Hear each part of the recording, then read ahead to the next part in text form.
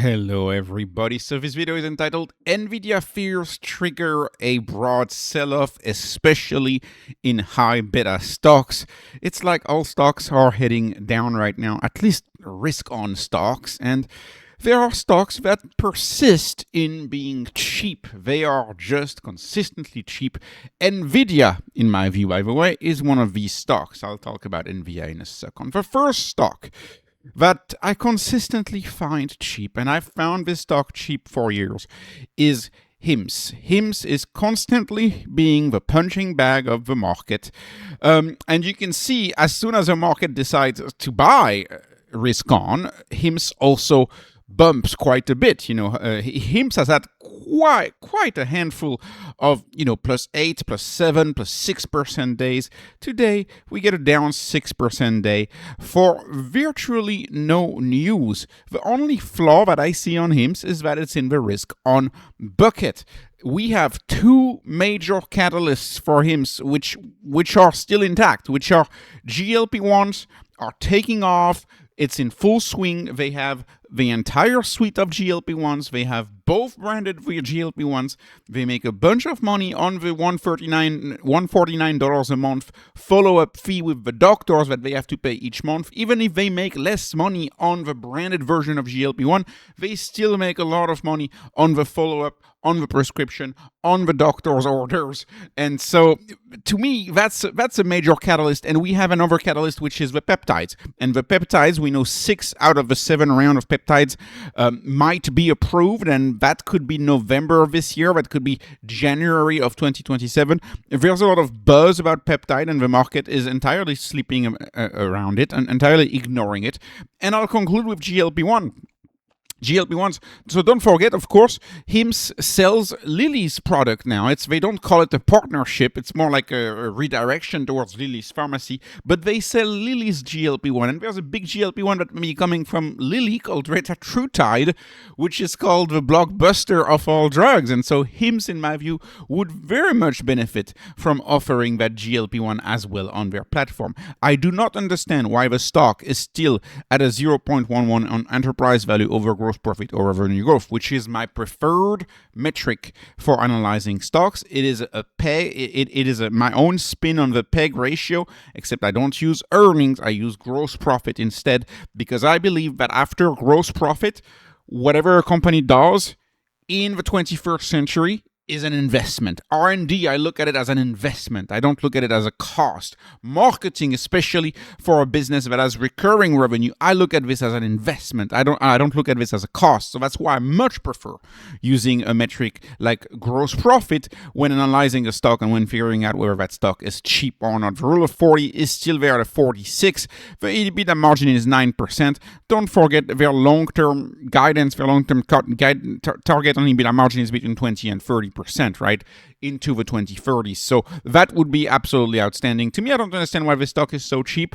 I will continue to pound the table on this one. I've been pounding the table on this one for $5, and I'm waiting for the opportunity to see it expensive and maybe consider selling it. But we're nowhere near there right now. We're nowhere near there. So let's talk about the other stock, and that's the stock that is triggering this sell-off, of course, and it is Nvidia. And I have also always called Nvidia cheap over the past year.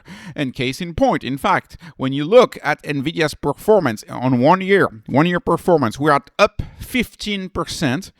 So we're down from the historic performance of the Nasdaq. If you look at the Nasdaq over the past few years, we've performed above 20% on the Nasdaq. So we're lagging the Nasdaq this prior year. And it's not the case at all for the revenue, by the way. The revenue is firing on all cylinders. The product lineup is firing on all cylinders. They're raising their prices by 17%. They announced that on Monday the stock was down. Anyways, the performance the past year for Nvidia was 15%. If you look at Nasdaq, 24%. 24% on the Nasdaq, 15% on Nvidia. We are lagging the Nasdaq by 9%. And of course, the market is fearful because we have earnings this evening. And I would argue, given the reaction that we saw on Monday after Nvidia announcing AI server price raises of 17%, we saw the stock dump on Monday. You may remember that. My guess is that market makers have decided that they want to dump Nvidia, and so Nvidia is the risk-on darling of the market. The biggest risk-on blue chip is Nvidia, and the market has just decided that it wants to dump it, and so. I don't know what's going to happen tonight with earnings, but my intuition tells me that it's going to dump, that the market makers are going to dump the stock. And then usually over the next few days, it recovers. At least that's a pattern that I've noticed on so many stocks. For Nvidia, a good quarter is not enough. For them to actually break out of that pattern, they would need to have an absolutely outstanding quarter. A good quarter is not enough for Nvidia, and we'll see what happens. But the market is definitely placing a lot of bets around Nvidia today, and that's why I kind of look at it, and I think the market makers will find one thing to nitpick in the report and then drop it. That has been the market for the past few months, and even though I'm very happy about the performance of Bitcoin related stuff lately, and on this channel I covered Bitcoin quite a bit, Nvidia is one of the stock that still is lagging, and it's especially lagging in light of other AI plays like the Neoclouds, like the NBIS and the IREN of the world, which are up between 100 and 200% for the year. And I'll get to that towards the end of the video, to these Neoclouds. I'll talk about them at the end of the video. I want to talk about another stock, which is actually up today, but I consider it the same as if it was down. It's actually up today, but to me, it's still down in unison with the rest of the market, with the fear of Nvidia's earnings tonight. That's Meta. What's going on with Meta?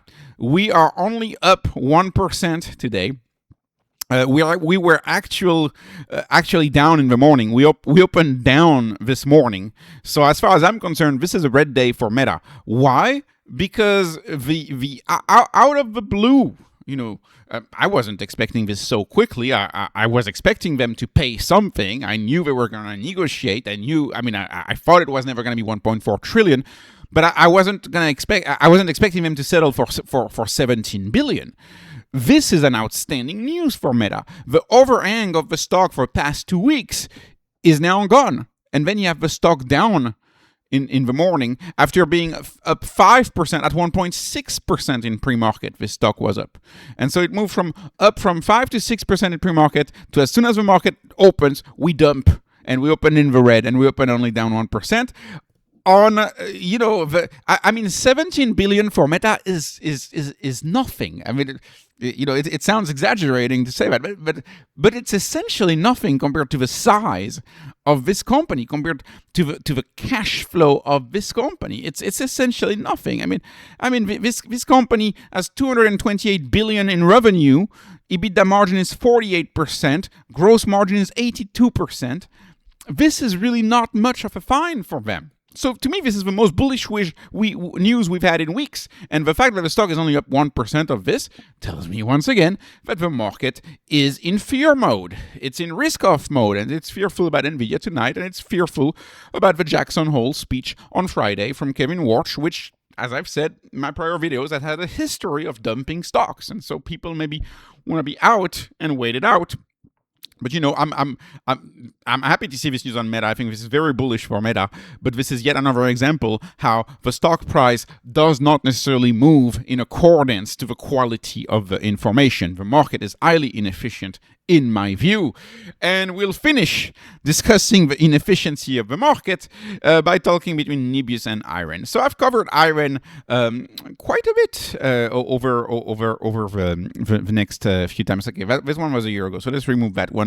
But I've made about 3 videos in the past 3 weeks about IREN, and my main observation, and this was even more true when Nebius was back at 270, 280 in no time. You remember that last week, right? The valuation delta between the two. And the valuation delta between the two, at one point, when you looked at trailing 12 months valuation, the ratios, at one point, you had IREN who looked between 4 and 5 times cheaper than Nebius. So now, if I look at IREN, I find it about 3.5 times cheaper than Nebius on a trailing 12 months price ratio basis. To me, there's still a delta, but the delta is not as strong as it used to be. But and IREN, of course, is kind of a challenger to Nebius. They're more concentrated. They have fewer deals. They have more deals to be signed. Nebius is more established, at least as far as the number of deals they've got. They have an elite founder which has a relationship with the folks at Google and all of the big tech companies. Nebius is a spin-off of Yandex. Yandex used to be the Google of Russia.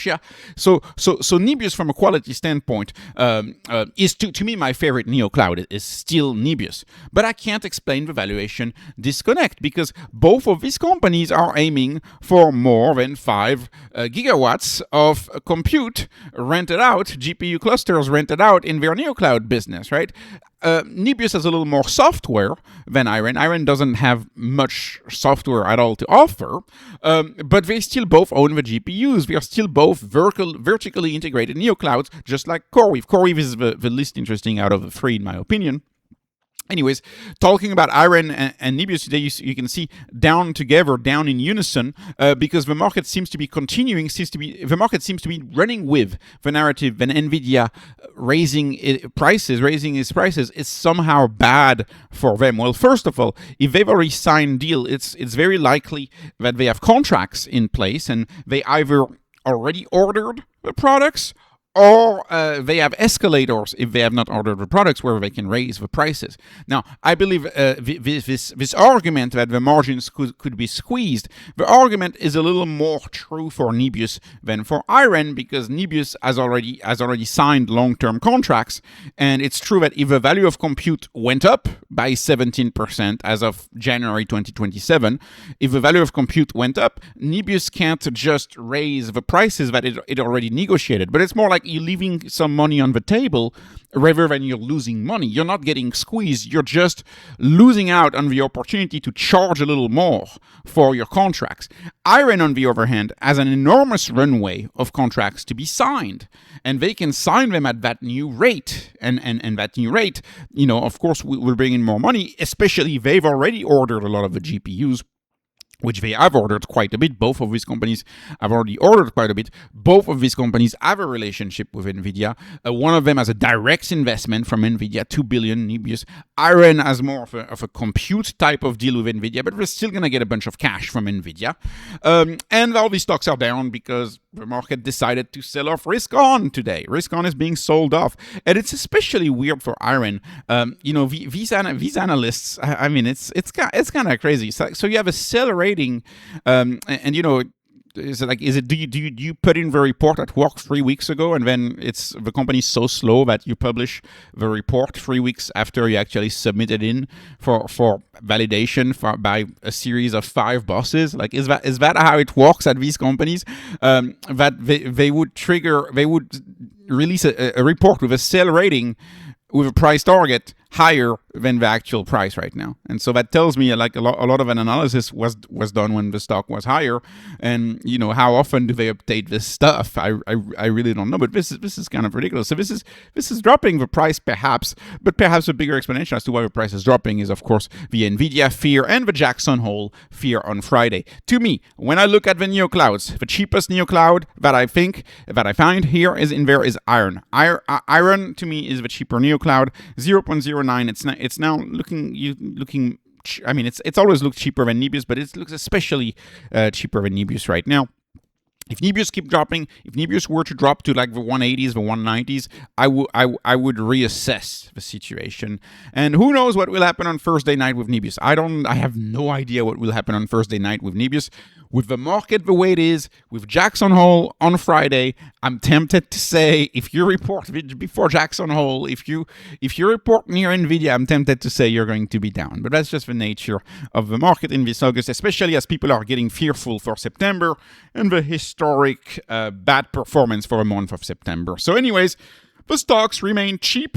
That is the theme of this year so far. We've had so many opportunities to buy the dips, and the dips may continue, but this too shall pass. At one point, the market will come back to its senses.